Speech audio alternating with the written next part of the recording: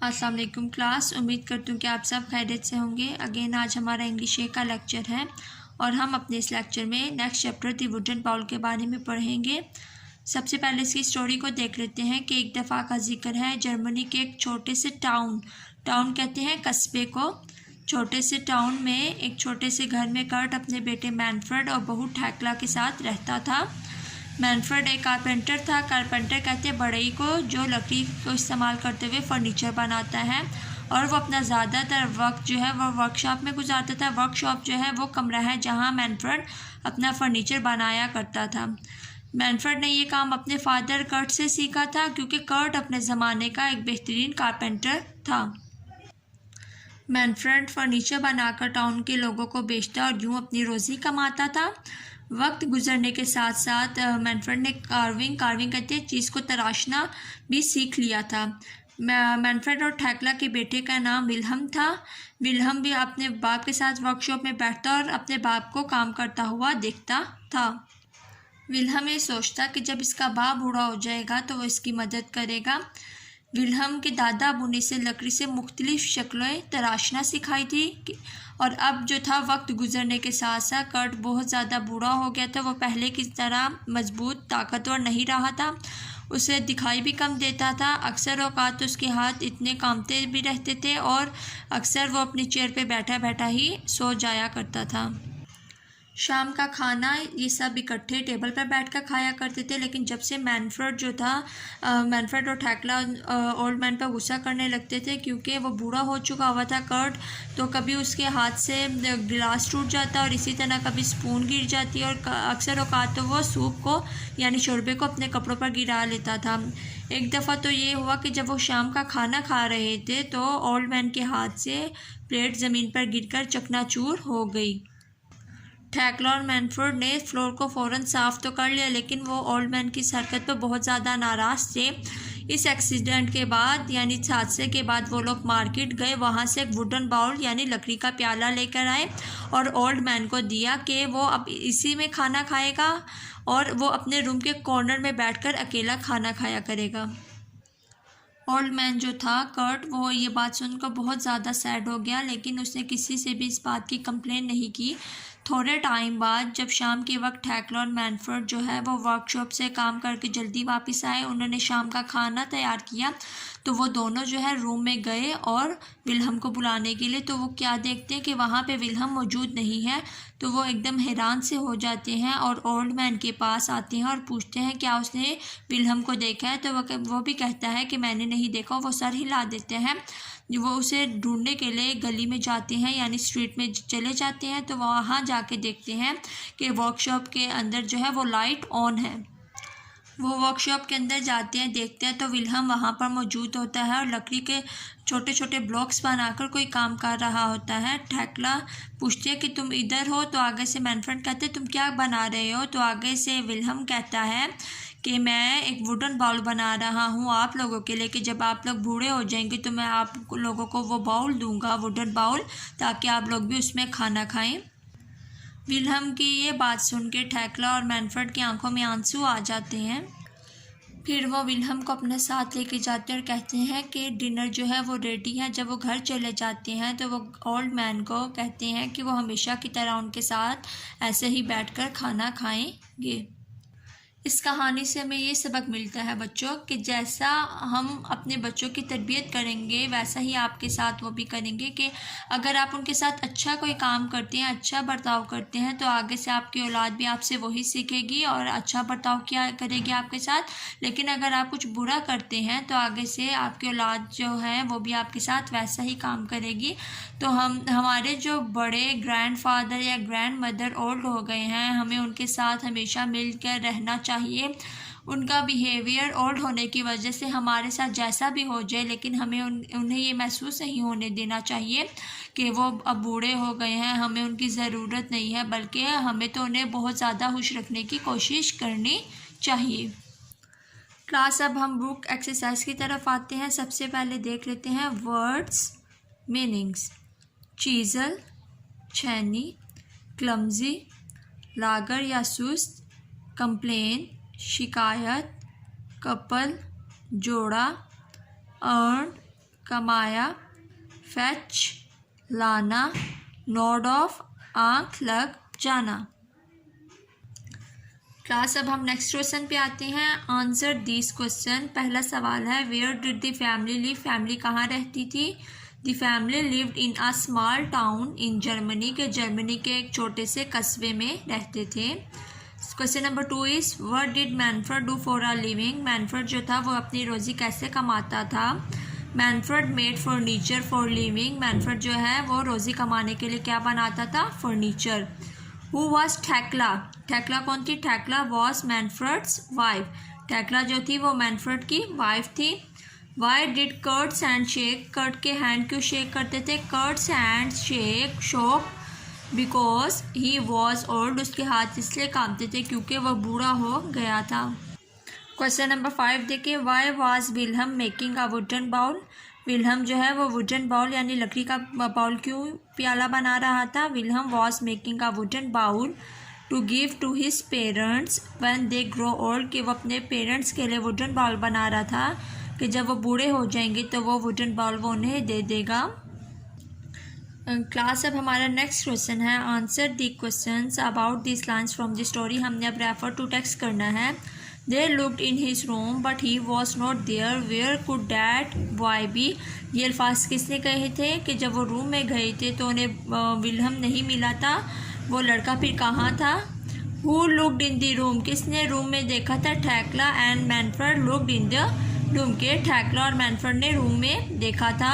Who asked these questions? किसने ये सवालात किए थे, थेक्ला asked the questions, थेक्ला ने ये सवाल पूछा था। क्वेश्चन नंबर 3 है whom were they looking for and why, कि वो किसे देख रहे थे क्यों। they were looking for Wilhelm, वो विल्हम को देख रहे थे। they wanted him to come and eat his evening meal, क्योंकि वो चाहते थे कि वो आए और वो शाम का खाना खाएं। where was the missing person found, जो वो गुमा हुआ शख्स था वो कहाँ से मिला, यानी वो विल्हम ही गुमा हुआ था ना। Wilhelm was in a workshop, कि विल्हम जो था वो वर्कशॉप में था। अब हमारा क्लास अगला सवाल है मैच दी फॉलोइंग, के कॉलम ए में हमें कुछ दिए गए हैं और इसी तरह कॉलम बी दिया गया है। कॉलम ए को हमने कॉलम बी से मिला देना है। ए वाला है in the evenings they sat down to dinner, शाम के वक्त वो डिनर के लिए बैठते थे। बी वाला है दे बॉट हिम, वो क्या लेके आए थे, अ चीप वुडन बाउल, कि वो एक वो लकड़ी का प्याला लेकर आए थे। सी वाले में है they all lived in a little old house, वो सब एक पुराने छोटे पुराने घर में रहते थे। जी में है the son earned a good living, के वो जो उसका बेटा था वो एक अच्छी कमाई करता था, अच्छी ज़िंदगी गुजार रहा था। ई में है the old man didn't complain, कि उसने कभी किसी से शिकायत नहीं की थी। एफ में है the little boy was making a bowl, कि वो छोटा जो लड़का है वो वुडन बाउल बना रहा था। क्लास से मैचिंग गौर से देख लीजिए, आपने इसी तरह इस मैचिंग को करना है। अगला हमारा सवाल है find words in the story for the following, ये हमें लाइंस दी गई हैं, हमने बताना है कि किससे रिलेटेड है। जैसे फर्स्ट है a person who makes things out of would, वो शख्स जो लकड़ी से चीज़ें बनाता है उसे क्या कहते हैं, कारपेंटर, बढ़ई। सेकंड वाला है टू कट वुड और स्टोन इनटू शेप्स, जो लकड़ी और स्टोन्स को शेप देता है उसे क्या कहते हैं, कार्व, नींद तराशना। नंबर थर्ड है the father of one's mother, और फादर आपकी मदर या फादर के जो फादर होंगे उन्हें क्या कहते हैं, ग्रैंड फादर। नंबर 4 है a room where someone does a job like carpenter, वो रूम जहाँ कारपेंटर अपना काम करता है उसे कहते हैं वर्कशॉप। इसी तरह 5 पे है द वाइफ ऑफ वन सन, के आपका जो सन है उसकी वाइफ को क्या कहते हैं, डॉटर इन लॉ। क्लास अब हमारा नेक्स्ट क्वेश्चन है underline the verb in the following, कि हमने इसमें वर्ब जो है अंडरलाइन करना है। जिस तरह प्रीवियस लेक्चर में मैंने आपको बताया था verb is an action word, कोई भी एक्शन जो परफॉर्म किया जा रहा होता है उसे वर्ब कहते हैं। जैसे यहाँ पे सैट, रीड, वेटेड, हिट, केम, ये क्या है, वर्ब है। अब हम इन्हें अंडरलाइन करते हैं। फर्स्ट देखते हैं Naila sat beside the road, Naila जो है वो रोड के किनारे पर बैठी है ना, तो वर्ब हो जाएगा सैट, उसे अंडरलाइन कर लेंगे। नेक्स्ट सेंटेंस है she read her book and waited for the bus. दो सेंटेंस आपस में दो बातें की जा रही हैं। शी रीड हर बुक, वो अपनी किताब पढ़ रही है, and waited for the bus, book वो बस का इंतज़ार कर रही है। रीड जो होगा वो भी अंडरलाइन हो जाएगा और इधर वेटेड भी अंडरलाइन होगा। नेक्स्ट है a boy came past on his bicycle, कि लड़का जो है वो अपनी बाईसाइकिल पे उसके पास से गुजरा तो केम हो जाएगा वर्ब। इसी तरह the wheel of the bicycle hit a stone, कि वो जो बाईसाइकिल का व्हील था वो एक स्टोन से टकराया। हिट मतलब वर्ब हो गया। द बाइक फेल ओवर, तो उसका जो बाइक था वो गिर गया। गिरना क्या हो गया, वर्ब हो गया, तो उसे अंडरलाइन कर लिया fail. The boy went flying through the air and landed in front of Naila, के लड़का हवा में उड़ता हुआ नाइला के पास गिरा। वेंट हो गया वर्ब और इसी तरह लैंडेड। कैच अ बस नेक्स्ट टाइम वो कह रही है बस को पकड़ना, कैच करना। कैच जो हो गया वो वर्ब हो गया। सेड नाइला ने उसे कहा। सेड भी आपका वर्ब में हो गया। द बॉय स्माइल्ड, लड़का मुस्कुराया, एंड ड्रॉप्ड हिज नीज, और अपनी नीज को मतलब साफ किया। आपने इसी तरह अपने वर्ब को जो है वो अंडरलाइन कर लेना है वर्कशीट्स पर। क्लास अब हमारा नेक्स्ट क्वेश्चन है choose a verb from the box to complete the following, use the correct form of the verb and use each verb only once, के यहाँ से हमने वर्ब लेने हैं और करेक्ट सेंटेंस में इन्हें यूज़ करना है। और इस चीज़ का ख़ास ख्याल रखना है कि हर वर्ब जो इधर है वो एक दफ़ा ही सेंटेंस में यूज़ किया जाए, उसे अगेन हम यूज़ नहीं कर सकते।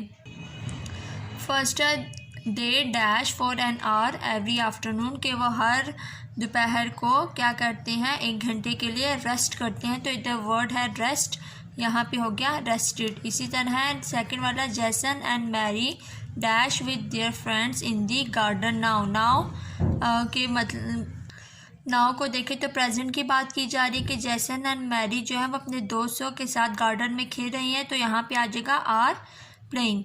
नंबर 3 है Sara dash a whole glass of milk before going to bed last night मतलब पिछली रात।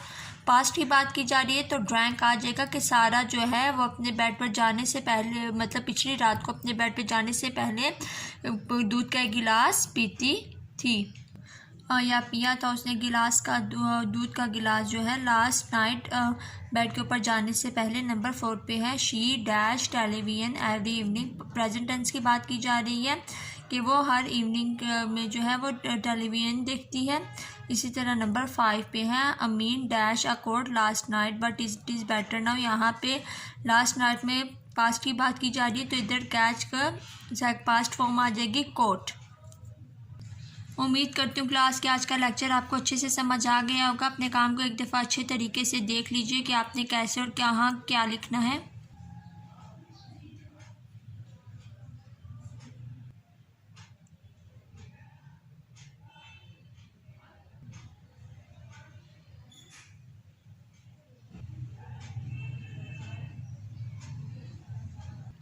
क्लास आपने अपना ये काम वर्कशीट्स के ऊपर ऐसे ही करना है और इसे बहुत अच्छे तरीके से याद भी करना है और मंडे के दिन इसे स्कूल में आके सबमिट करवाना है। अपना बहुत ख्याल रखिएगा। अल्लाह हाफिज़।